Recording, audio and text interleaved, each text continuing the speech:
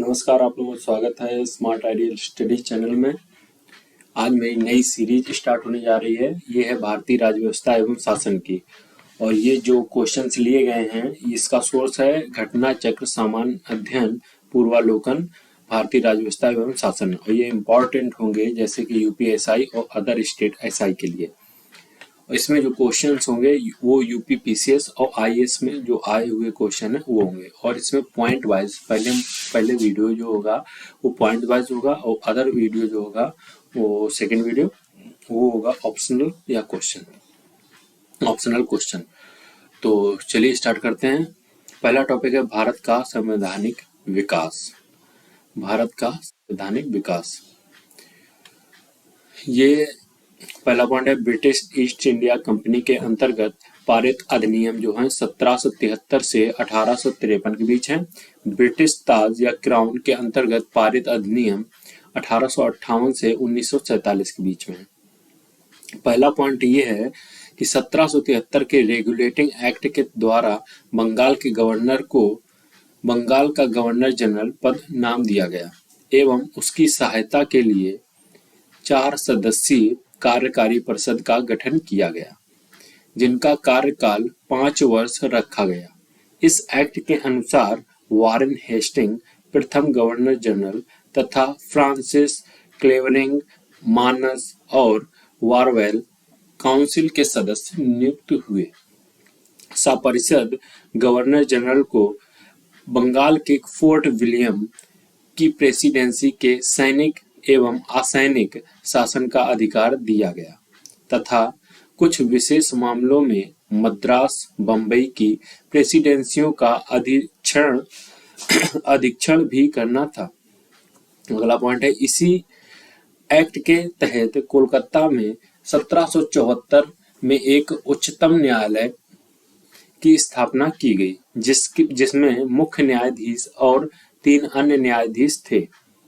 अगला पॉइंट है, कंपनी के कर्मचारियों पर निजी व्यापार करने तथा भारतीयों से उपहार लेने पर प्रतिबंध था। अगला पॉइंट है, पिट्स इंडिया एक्ट 1784 द्वारा कंपनी के राजनीतिक और व्यापारिक कार्यों का पृथक्करण किया गया। इस एक्ट में निर्देशक मंडल को कंपनी के व्यापारिक मामलों के अधीक्षण की अनुमति दी गई, परंतु राजनैतिक मामलों के प्रबंधन के लिए नियंत्रण बोर्ड का गठन किया गया। अगला पॉइंट है, 1786 के अधिनियम के द्वारा गवर्नर जनरल को विशेष परिस्थितियों में अपने परिषद के निर्णय को निरस्त करने अथवा लागू करने का अधिकार प्राप्त किया गया। अगला पॉइंट है, गवर्नर जनरल को प्रधान सेनापति की शक्तियां भी प्रदान की गईं। अगला पॉइंट, ये दोनों अधिकार सर्वप्रथम लॉर्ड कॉर्नवालिस ने प्राप्त किया। अगला पॉइंट है, 1793 के चार्टर एक्ट के अंतर्गत कंपनी के अधिकारों को 20 वर्ष के लिए बढ़ा दिया गया। अगला पॉइंट, 1813 के चार्टर एक्ट द्वारा पहली बार भारतीय की शिक्षा पर प्रति वर्ष 1 लाख रुपए खर्च करने का उपबंध किया गया। अगला पॉइंट है, कंपनी के भारतीय व्यापार के एकाधिकार को समाप्त कर दिया गया, यद्यपि चीन के साथ तथा चाय के व्यापार पर एकाधिकार बना रहा।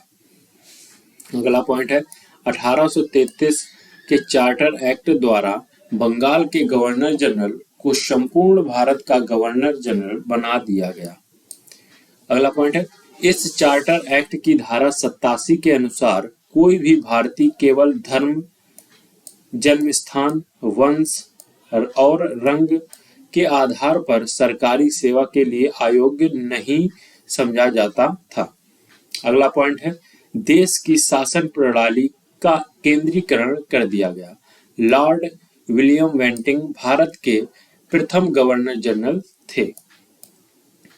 अगला पॉइंट है, कंपनी के समस्त व्यापारिक कार्य समाप्त कर दिए गए तथा भविष्य में उसे केवल राजनीतिक कार्य ही करने थे।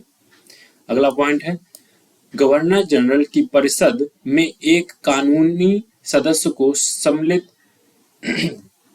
किया गया। सर्वप्रथम मैकाले को कानूनी सदस्य के रूप में शामिल किया गया। इस एक्ट, अगला पॉइंट है, इस एक्ट के तहत परिषद गवर्नर जनरल को पूरे भारत के लिए कानून बनाने का अधिकार प्रदान किया गया था। अगला पॉइंट है, इसी एक्ट में नियुक्तियों के लिए योग्यता संबंधी मानदंड अपनाकर भेदभाव को समाप्त कर दिया गया। अगला पॉइंट है, 1853 के चार्टर एक्ट द्वारा विधायी शक्तियों को कार्यपालिका शक्तियों से पृथक करने की व्यवस्था की गई। अगला पॉइंट है, विधि निर्माण हेतु भारतीय विधान परिषद की स्थापना की गई। अगला पॉइंट, सिविल सेवकों की भर्ती एवं चयन हेतु खुली प्रतियोगिता का शुभारंभ किया गया। इतने सारे पॉइंट्स थे और इसके बाद अगला जो वीडियो आएगा वो होगा इसी पॉइंट से क्वेश्चन जो बनेंगे, जो आईएएस और पीसीएस में आए हुए क्वेश्चन होंगे वो लिए जाएंगे। धन्यवाद। आपको अगर वीडियो अच्छा लगा हो तो लाइक कर देना, कमेंट कर देना और अपने दोस्तों के साथ शेयर कर देना।